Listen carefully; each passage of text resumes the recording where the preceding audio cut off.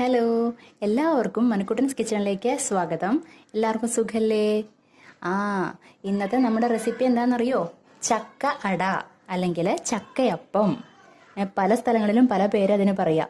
ചക്ക വരട്ടിയത് വെച്ചിട്ട് നമുക്ക് എങ്ങനെയാണ് നല്ല അടിപൊളി ഈസി ആയിട്ടുള്ള ചക്കട ഉണ്ടാക്കുക എന്നുള്ളത്, അല്ലെങ്കിൽ ചക്കയപ്പം ഉണ്ടാക്കുക എന്നുള്ളത് നമുക്ക് നോക്കാം.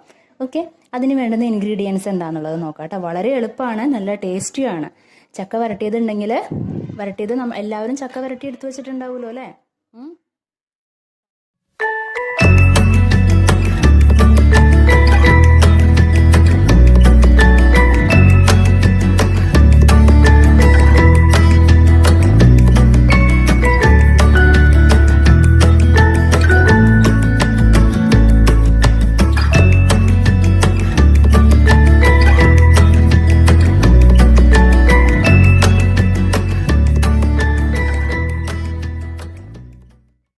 ചക്കട ഉണ്ടാക്കാനുള്ള ഇൻഗ്രീഡിയൻസ് എല്ലാവരും കണ്ടില്ലേ? അപ്പം നമ്മൾ ചക്കട അല്ലെങ്കിൽ ചക്കയപ്പം ഉണ്ടാക്കാനായിട്ട് നമുക്ക് കൂടുതൽ, ഇപ്പോൾ അരിപ്പൊടിയേക്കാളും കൂടുതൽ നമുക്ക് ചക്ക വരട്ടിയതാണ് ആവശ്യം. ചക്ക വരട്ടിയതിൻ്റെ ടേസ്റ്റ് മുന്നിട്ട് നിൽക്കണം. ഓക്കെ, അപ്പോൾ ചക്ക വരട്ടിയത് ഞാൻ എടുത്തിട്ടുണ്ട്. നിങ്ങൾ ചക്ക വരട്ടിയത് എത്രയാണ് എടുക്കുന്നത് അതിൻ്റെ ഹാഫ് ആയിരിക്കണം അരിപ്പൊടി എടുക്കേണ്ടത് കേട്ടോ.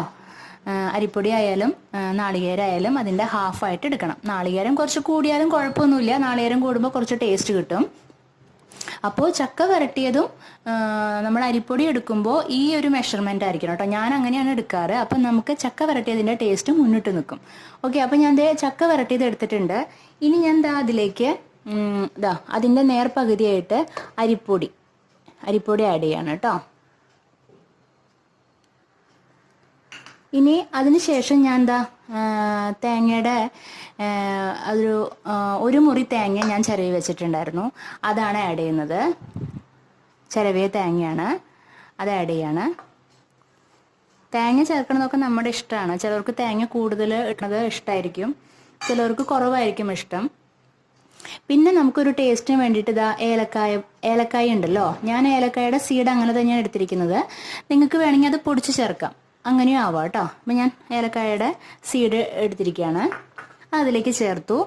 നമ്മളിതിൽ മധുരം ആഡ് ചെയ്യേണ്ട കാര്യമില്ല. എന്ന് വെച്ചാൽ നമ്മൾ ചക്ക വരട്ടുമ്പോൾ നമ്മൾ ഓൾറെഡി അതിൽ ശർക്കര ഉരുക്കി ഒഴിക്കുന്നുണ്ട് അല്ലേ? അപ്പോൾ നമുക്ക് ശർക്കരയും നെയ്യും എല്ലാം ഉണ്ടാവും ആ ചക്ക വരട്ടിയതിൽ. അപ്പോൾ നമുക്കിതിൽ വേറെ ഒന്നും ആഡ് ചെയ്യേണ്ട കാര്യമില്ല. ഇനി നമ്മളിത് കൈ കൊണ്ട് നന്നായിട്ട് കുഴയ്ക്കുകയാണ് വേണ്ടത് കേട്ടോ. നന്നായിട്ട് കുഴച്ചെടുക്കുക. ഇതിൽ വെള്ളം ചേർക്കേണ്ട കാര്യമൊന്നുമില്ല. ഈ ചക്ക വരട്ടിയതിൽ നാളികേരത്തിലും ഉണ്ടാവും വെള്ളം ആവശ്യത്തിന്. ഇതുപോലെ നന്നായിട്ട് കുഴച്ചെടുക്കുക. നമ്മളിതിൽ സ്പെഷ്യലായിട്ട് വെള്ളമൊന്നും ചേർക്കേണ്ട ഒരു ആവശ്യമില്ല. അട ഉണ്ടാക്കുമ്പോൾ അടയുടെ പരുവം വരാനായിട്ട്, അപ്പോൾ നമ്മൾ ഇനിയും വെള്ളം ചേർത്ത് കഴിഞ്ഞാൽ അത് വല്ലാണ്ട് അങ്ങോട്ട് കുഴഞ്ഞു പോകും, ഒരു വെള്ളം പോലെയാവും. അപ്പം അങ്ങനെയല്ല നമുക്ക് ചക്കട ഉണ്ടാക്കാനായിട്ട് വേണ്ടത്. അപ്പോൾ ഇതുപോലെ കുഴച്ചെടുക്കുക. ഇതിലുള്ള വെള്ളത്തിൽ നമ്മൾ കുഴച്ചെടുക്കുക, എക്സ്ട്രാ വെള്ളം ചേർക്കേണ്ട കാര്യമില്ല കേട്ടോ. ഈ പരുവായിരിക്കണം കേട്ടോ. കണ്ടില്ലേ? ഇങ്ങനെയുള്ള പരുവത്തിൽ വരണം നമുക്ക് ചക്കട ഉണ്ടാക്കാനായിട്ട് കേട്ടോ. അപ്പോൾ ഇതിലും വെള്ളമാവാൻ പാടില്ല. ഓക്കെ, അപ്പോൾ മാവ് നമ്മൾ കുഴച്ചെടുത്തിട്ടുണ്ട്. ഇനി അടുത്തതായിട്ട് ഞാൻ വാഴലയാണ് എടുത്തിരിക്കുന്നത്. വാഴല നന്നായിട്ട് വാട്ടിയിട്ട് ഞാനത് നന്നായിട്ട് വാഷ് ചെയ്തിട്ട്, നമ്മൾ തീയിൽ നന്നായിട്ട് വാട്ടണം, എന്നിട്ട് വാഷ് ചെയ്തിട്ട് അതെടുത്ത് വെച്ചിരിക്കുന്നതാണ് കേട്ടോ. അപ്പോൾ ഇതിൽ വാട്ടിയ വാഴയിലാണ് നമ്മളിത് ഉണ്ടാക്കുക. ഓക്കെ, ഇല ആദ്യം നമ്മൾ നന്നായിട്ട് വാട്ടണം കേട്ടോ. തീയിൽ വാട്ടാന്ന് പറയുമ്പോൾ മനസ്സിലായില്ലേ? ഇനി അതിലേക്ക് ഇത് കുറേശ്ശെ ഇങ്ങനെ എടുത്തിട്ട് അതിൽ കൊള്ളണ രീതിയിൽ വെച്ച് കൊടുക്കാം. അതൊക്കെ നമ്മുടെ ഇഷ്ടമാണ്. ഞാൻ കുറച്ച് അധികം വെക്കും. ഇതിവിടെ എല്ലാവർക്കും വലിയ ഇഷ്ടമാണത്.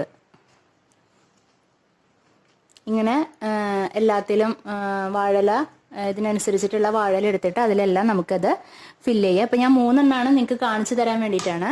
അപ്പോൾ ഇത് ഇങ്ങനെ എടുത്തിട്ട്, അപ്പോൾ ഇല എന്തിനാ വാട്ടണേന്ന് വെച്ചിട്ടുണ്ടെങ്കിൽ, അല്ലെങ്കിൽ നമ്മളിത് മടക്കുമ്പോൾ ഇത് കീറാൻ ചാൻസ് ഉണ്ട്. അപ്പോൾ അത് കീറാണ്ടിരിക്കാൻ വേണ്ടിയിട്ടാണ് നമ്മൾ ഇല നന്നായിട്ട് വാട്ടണത്. അപ്പോൾ ഇത്രയും നമ്മൾ പരത്തണുള്ളൂ. ഇനി നമുക്കിത് ഇതുപോലെ ഇങ്ങനെ മടക്കാം.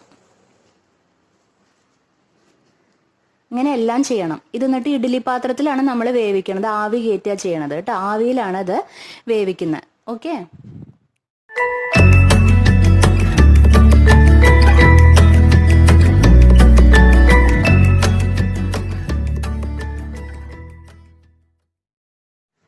നമ്മളിതാ ഇഡ്ഡലി പാത്രം സ്റ്റൗവിൽ വെച്ചിട്ടുണ്ട്. അതൊരു 15 മിനിറ്റ് നേരം ഒരു മീഡിയം ഫ്ലെയിമിൽ അങ്ങനെ ആവിയിൽ, അതായത് സ്റ്റീമിൽ കിടന്നിട്ട് നന്നായിട്ടൊന്ന് വെന്ത് വരട്ടെ കേട്ടോ. നമ്മളിത് നന്നായിട്ട് ആയിട്ടുണ്ട്. തുറന്ന് നോക്കിയിട്ടുണ്ട്. 15 മിനിറ്റ് കഴിഞ്ഞിട്ടുണ്ട്. ഫ്ലെയിം ഓഫ് ചെയ്തു. ഇത്രയേ ഉള്ളൂ. ചക്കട ഉണ്ടാക്കാനുള്ള പ്രൊസീജിയേഴ്സ് ഇത്രയേ ഉള്ളൂ. അപ്പോൾ നമ്മുടെ ചക്കട റെഡി ആയിട്ടുണ്ട്. ഓക്കെ. അപ്പോൾ നിങ്ങൾക്ക് ഈ റെസിപ്പി ഇഷ്ടപ്പെട്ടു എന്ന് ഞാൻ വിചാരിക്കുകയാണ് കേട്ടോ. അപ്പോൾ ഇഷ്ടപ്പെട്ട് കഴിഞ്ഞിട്ടുണ്ടെങ്കിൽ ഈ വീഡിയോയ്ക്ക് ലൈക്ക് ചെയ്യാനും കമൻറ്റ് ചെയ്യാനും ഷെയർ ചെയ്യാനും ഒന്നും മറക്കരുത് കേട്ടോ. അപ്പോൾ നമുക്കിനി അടുത്ത എപ്പിസോഡിൽ വീണ്ടും കണ്ടുമുട്ടാം. Okay, bye, thank U.